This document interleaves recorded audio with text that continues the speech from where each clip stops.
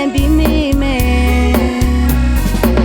ကိုထမင်းကိုစားပြီးအခုတော့အတော်လိုက်ကုန်ကချင်တဲ့လူသားမျိုးရဲ့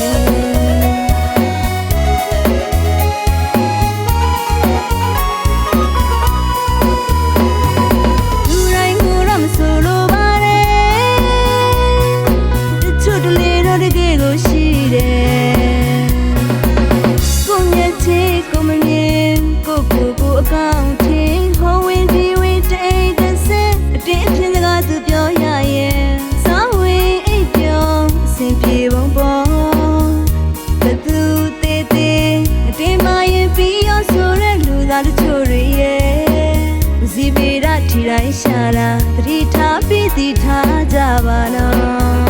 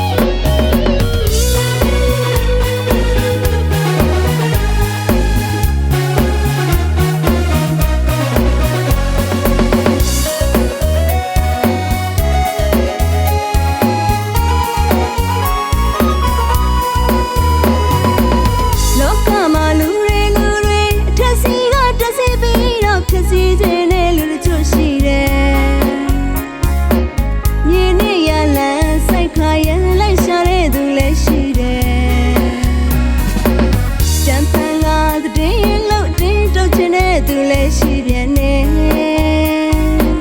ဘယ်လိုမျိုးနဲ့လူဖြစ်လာတယ်လဲပြန်ပြီးမိမယ်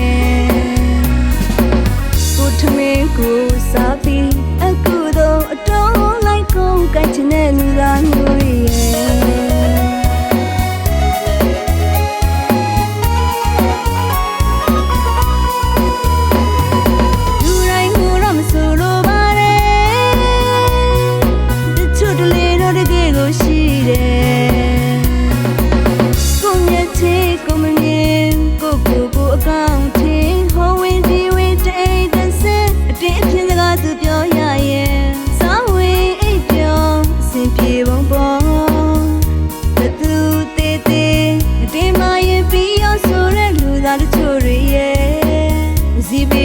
တိုင်းရှာလာသတိထားပြီးသိထားကြပါနော်